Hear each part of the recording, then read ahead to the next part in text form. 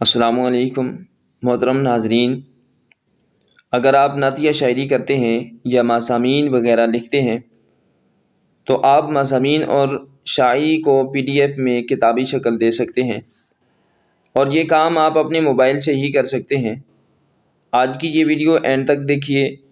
آج کی اس ویڈیو میں آپ جان سکیں گے کہ موبائل میں کتاب لکھنی ہو تو کیسے لکھیں، صفحہ کا سائز کتنا ہوگا، صفحہ کی ڈیزائننگ کیسی کرنی ہے، اس پر کتابت کیسے کرنی ہے، یہ ساری باتیں آج کی اس ویڈیو میں آپ جان سکیں گے۔ آپ اگر جاننا چاہتے ہیں تو ویڈیو کو اینڈ تک دیکھیے۔ ساتھ ہی اس سے پہلے کہ ویڈیو شروع کی جائے، آپ سے گزارش ہے، چینل پر پہلی بار آئے ہیں تو چینل کو سبسکرائب کیجئے اور بیل آئیکن کے بٹن کو پریس کر کے آل پر کلک کر دیجئے تاکہ جب بھی ہم ویڈیو اپلوڈ کریں سب سے پہلے آپ تک پہنچ سکے۔ چلتے ہیں اپنی ویڈیو کی طرف۔ سب سے پہلے آپ نے پلے اسٹور سے پکسل لیب اپلیکیشن کو انسٹال کر لینا ہے۔ تو انسٹال کرنے کے بعد آپ نے اس کو اوپن کرنا ہے۔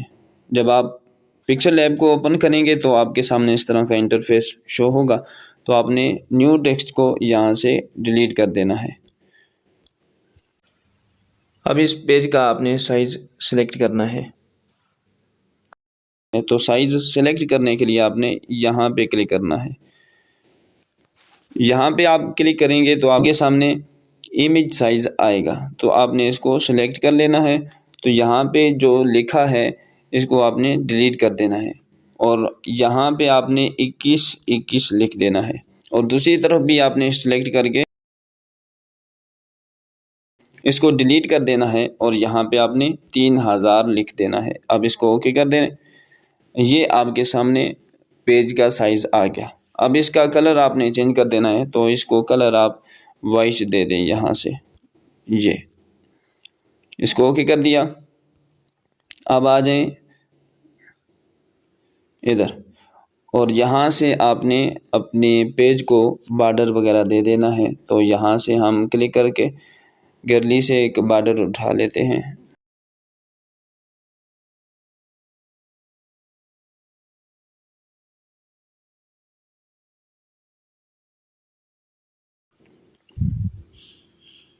یہاں پہ آپ اس بارڈر کو رکھ دیں۔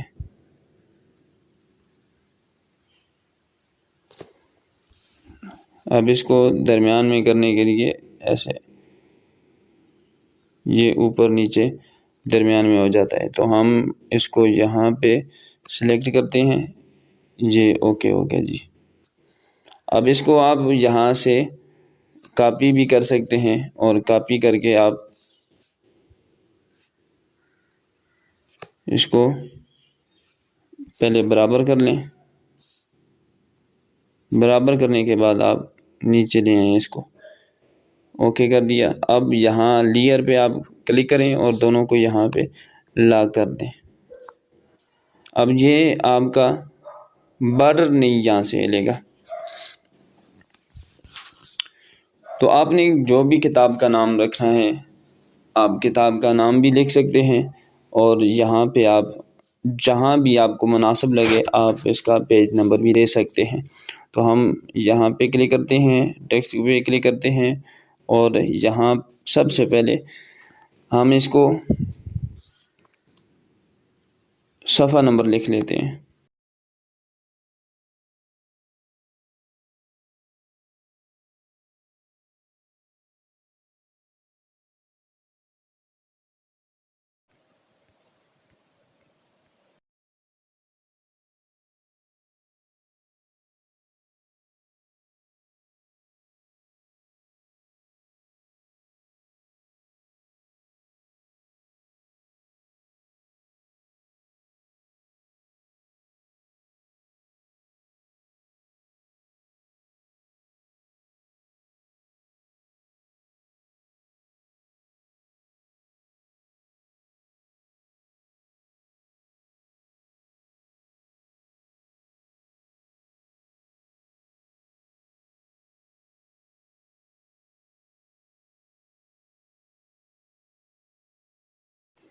تو ہم نعتیہ کلام لکھتے ہیں سب سے پہلے، تو ہم یہاں پہ لکھ دیتے ہیں نعتیہ کلام۔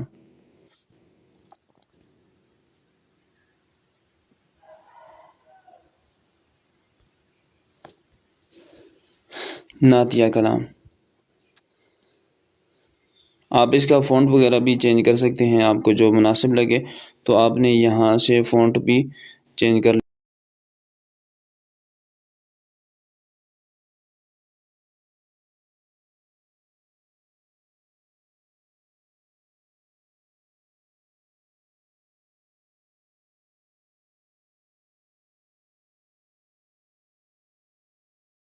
ٹیکسٹ پہ کلک کرنا ہے اور یہاں پہ آپ نے لکھ لینا ہے جو بھی نعت آپ نے لکھنی ہے، جو بھی مضامین آپ نے لکھنا ہے یہاں پہ آپ نے لکھ لینا ہے۔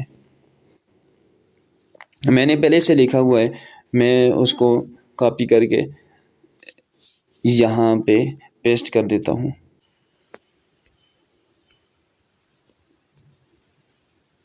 میں نے یہ یہاں پہ پیسٹ کر دیا ہے، تو ہم اس کو لے چلتے ہیں۔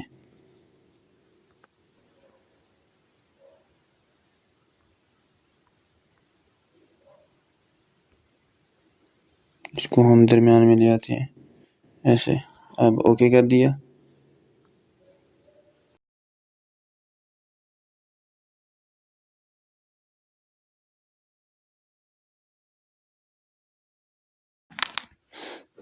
تو یہ آپ کا جو بھی ہے نعتیہ کلام اگر لکھنا چاہتے ہیں یا مضامین، تو آپ اس کو اس طرح سلیکٹ کر سکتے ہیں۔ ٹھیک ہے، ہمارا یہ ریڈی ہو گئے، ہم اس کو سیو کر لیتے ہیں۔ تو سیو کرنے کے لیے آپ نے یہاں پہ کلک کرنا ہے اور سیو امیج پہ کلک کرنا ہے، اور یہاں پہ لکھا ہے کسٹم، تو آپ نے الٹرا پہ کلک کرنا ہے۔ الٹرا پہ کلک کر کے آپ نے اس کو گیلری میں سیو کر لینا ہے۔ تو یہ کلام آپ کا سیو ہو گیا ہے، یہ پہلا۔ اسی طرح جب آپ نے دوسرا پیج لکھنا ہے تو آپ نے لیئر پہ کلک کرنا ہے، اور جو آپ کا صفحہ نمبر ہے اس کو اگر آپ نے